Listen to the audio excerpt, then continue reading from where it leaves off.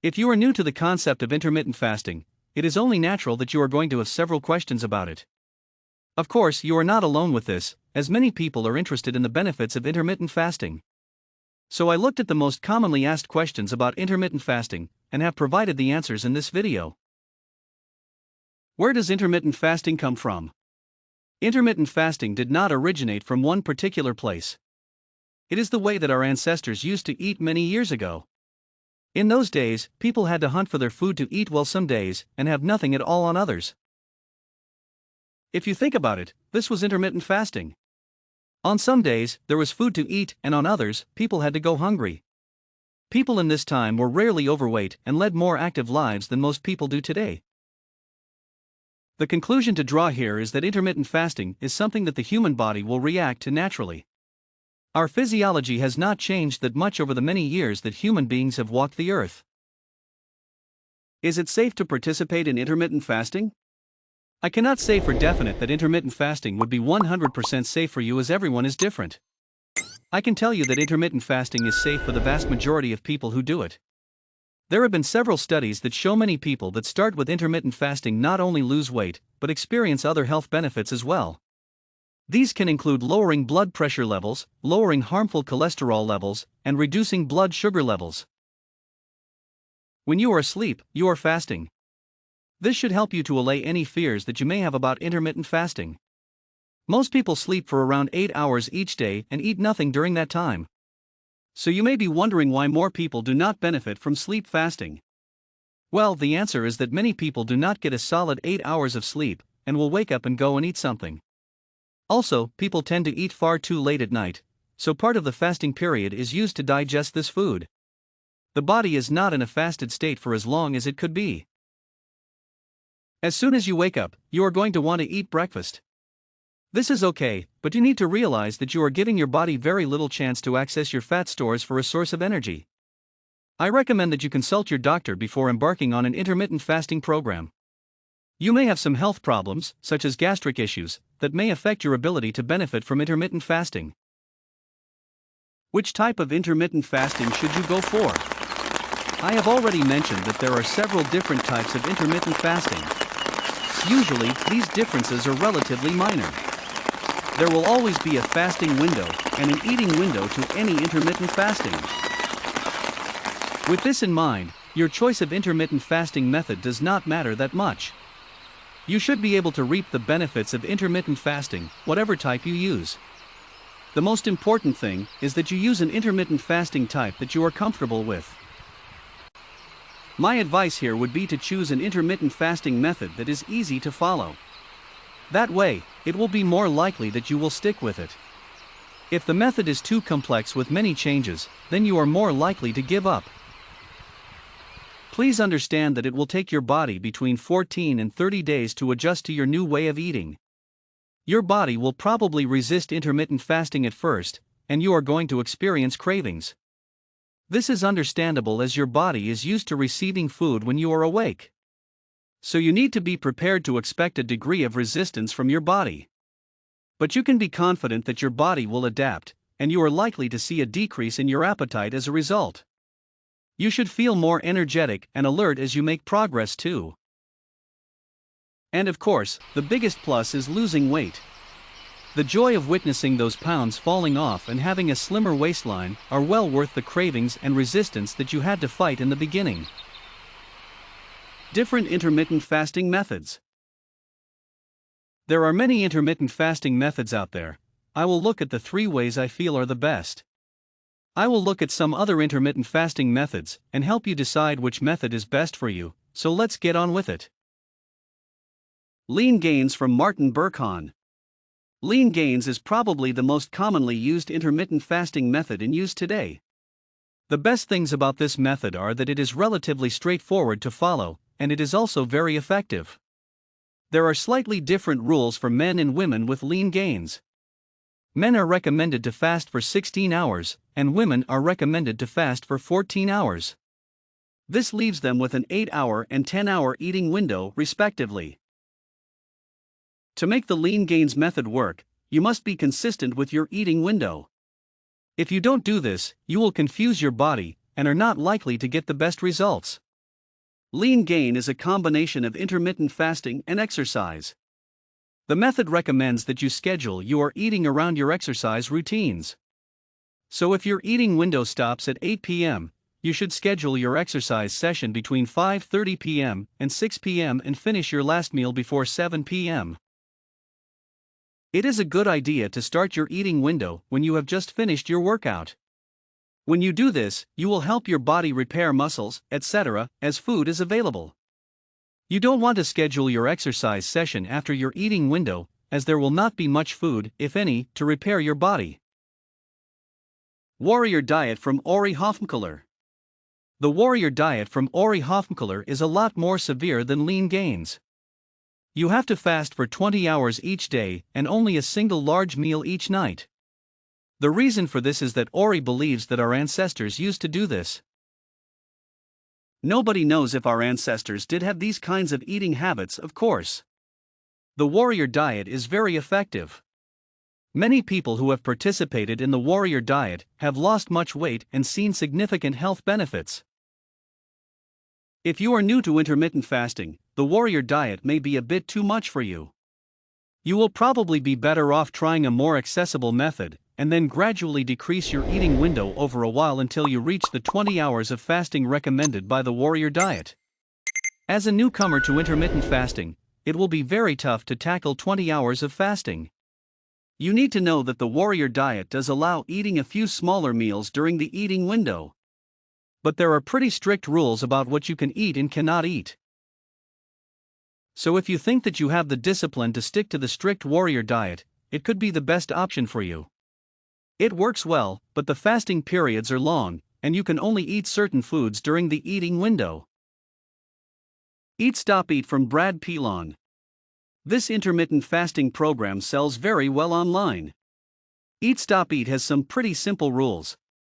You have to fast for a whole 24 hours twice or 3 times a week. On your eating days, you can eat anything that you want. Using the Eat Stop Eat method will reduce your calorie intake each week to lose weight. You will not be deprived of your favorite foods with this method, so it makes it easier for you to stick with them. Some people will like the fact that they can eat what they want on the eating days. But fasting for a full day can be challenging, especially for beginners. So again, you may want to start with an easier intermittent fasting program, and then work towards fasting for 24 hours.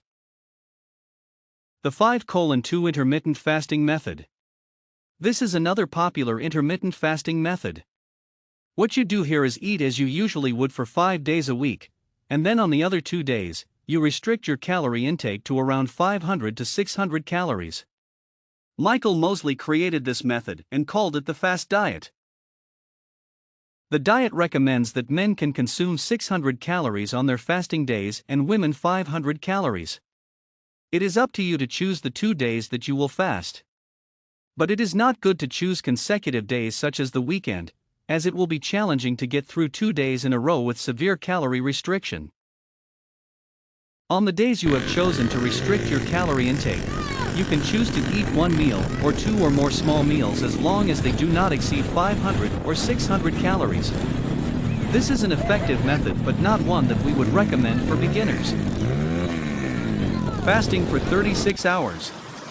This is a challenging intermittent fasting plan that does deliver good results. You will need to fast for a whole day and then another half a day.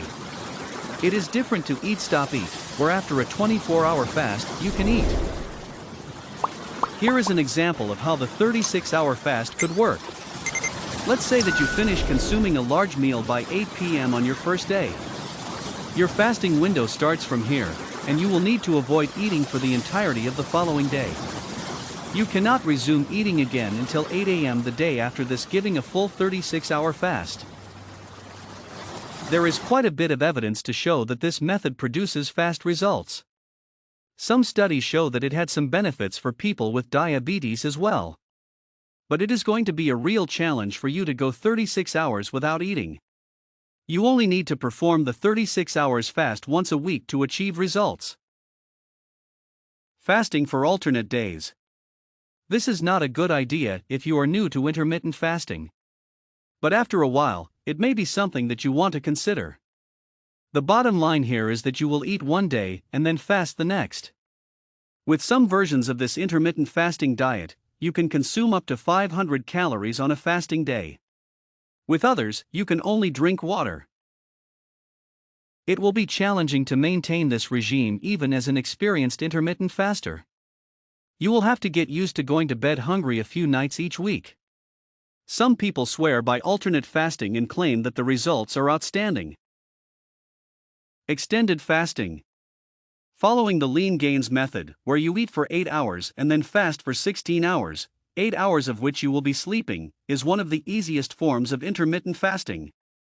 Even the eat-stop-eat method is not that difficult once you get used to it. But this is not enough for some more experienced intermittent fasters.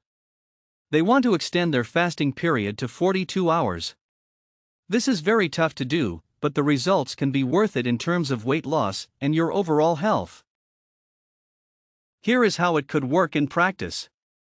On day 1, you finish your large meal, dinner, by 6 p.m. The following day you cannot eat anything, and then the day after this, you can resume eating again at noon. This is a full 42-hour fast. To make this work, I recommend that you do not restrict what you eat at all during your eating windows. This is not suitable for beginners, so don't even think about doing this if you are starting.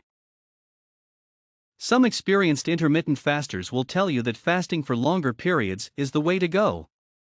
Some people believe if you fast for a full 7 days, this will help you to prevent cancer. I do not have any evidence to support this. It is technically possible to fast for a full 7 days or even 14 days. Some will tell you that the longer you fast, the better your mental clarity becomes.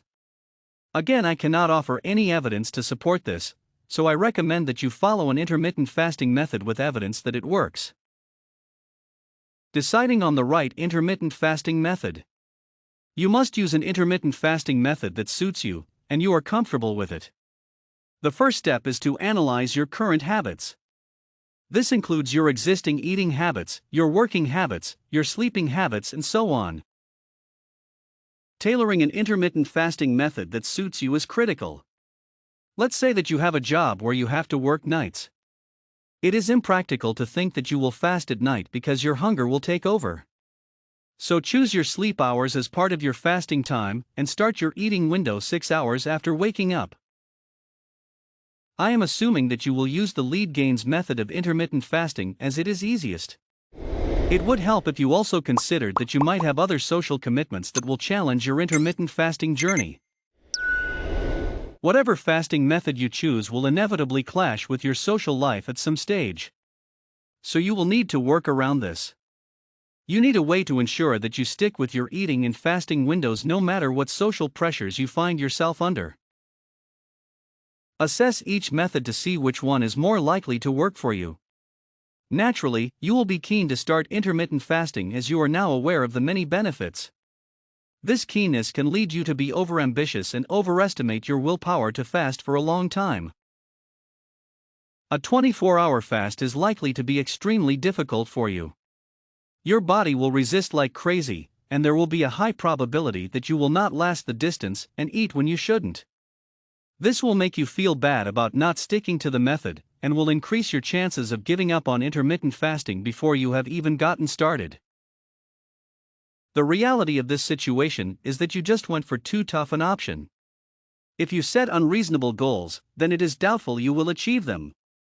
So unless you know that you can handle a long fasting period, choose an intermittent fasting method with a shorter fasting period to extend if you want to.